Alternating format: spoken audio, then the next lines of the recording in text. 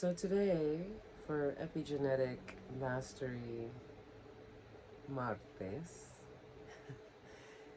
I'm gonna, last week I put out a live about how epigenetics works, and I'll do another one of those in a month.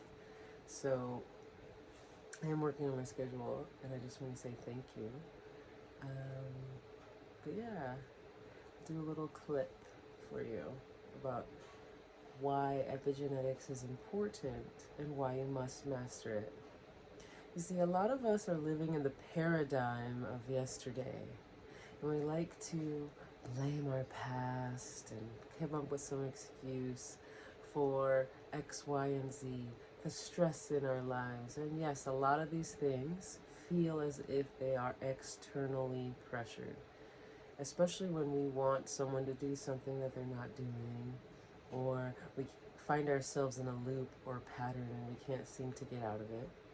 Well, this all has to do with our epigenetics and our level of comfort and how uncomfortable we're willing to get.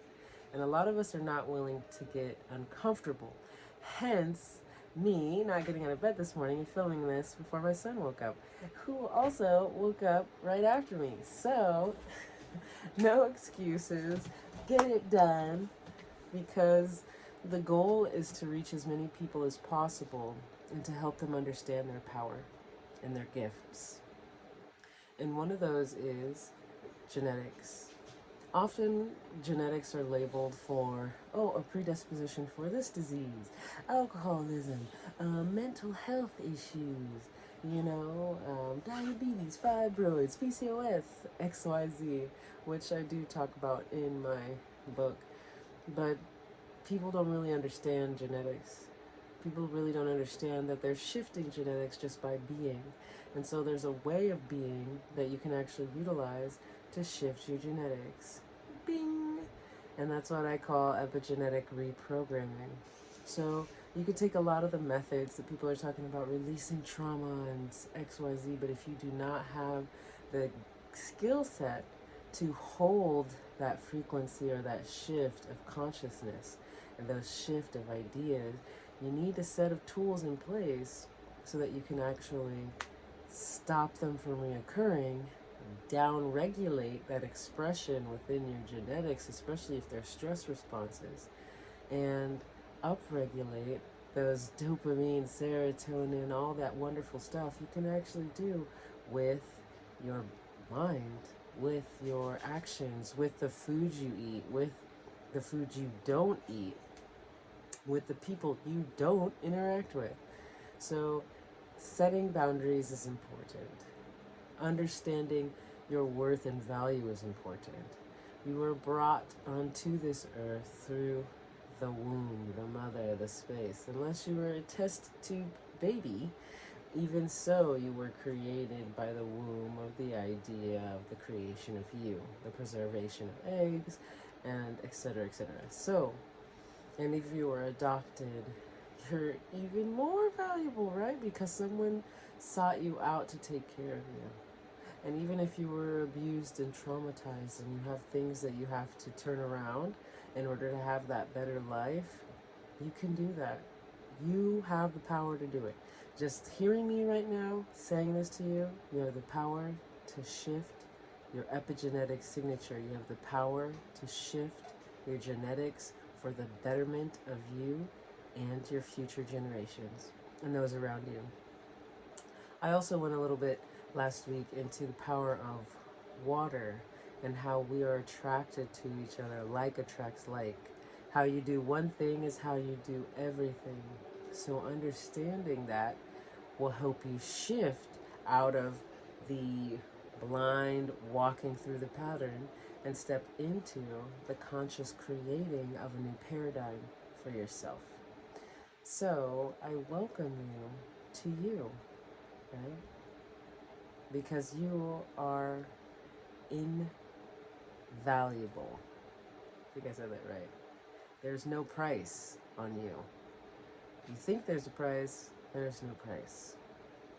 Because you shifting where you are, be that shifting away from addictive habits, be that shifting away of toxic relationships, be that shifting away from a toxic mindset.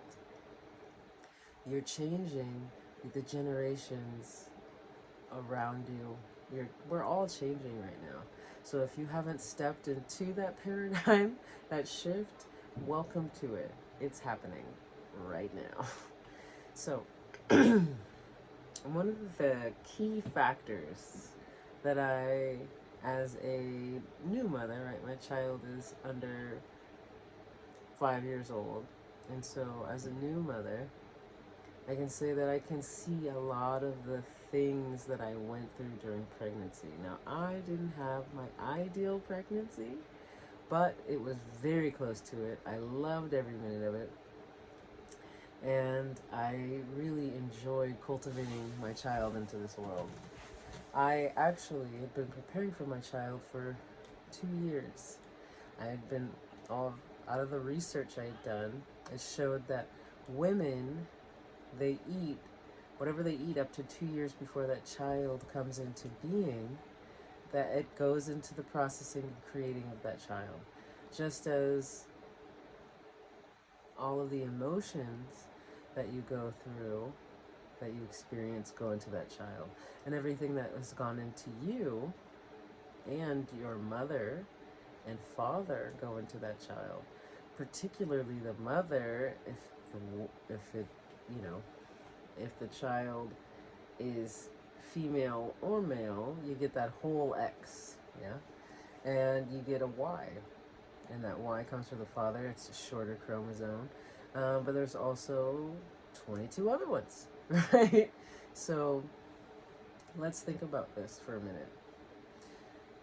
And I think a lot of people don't really get this, but I hope after this video and a few more videos that I make, people do understand this, that how you treat a mother directly affects the environment and creation of a child.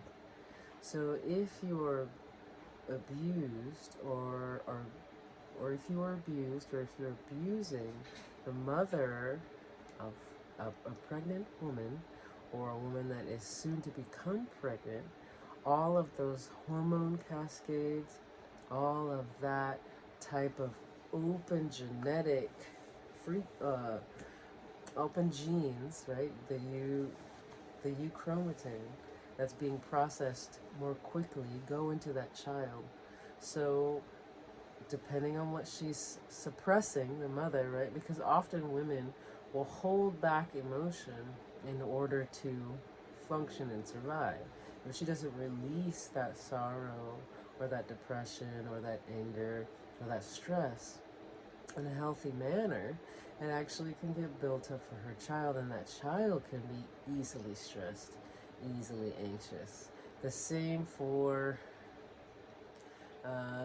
kind of checking out emotionally. If there's a high level of disassociation within the mother, it can often be seen in the child too with that disassociation. And it's also becomes a learned behavior because children are universal language speakers. They are just the highest frequency of sponge. And they get out as much information as they are put in. Like, they are learning everything. So they learn these techniques from the mother and father and how they go about in this earth. So I hope that's enough for you, these little tidbits. So I'm going to give you a little bit more. Okay. Also, how your mother was brought into this world determines you. So if your grandmother was under stress, under racism or high pressure, or had to run for their lives, or was physically assaulted, or anything like this, these stresses get carried down and they need to get processed. Now, one of the issues with most societies as of 2023 is that they're not allowed to fully express emotions like rage or sorrow or anything like that, because for whatever reason it was told to suppress, told to not show too much emotion. I think that has to do with patriarchal, colonialist baloney. But ultimately, the suppression of the feminine meant the suppression of emotionality and expression of that emotionality, because women automatically, by the nature of carrying wombs and carrying heavier hormonal fluctuations biologically throughout the month, they show and have more emotion. That was suppressed and told that men weren't allowed to feel and express these either, right? So we've kind of numbed out as a society as of, we'll say, October 2023. We're coming alive now because of the unfortunate things that are happening on our planet right now that we're all aware of, because we have the ability to communicate with each other.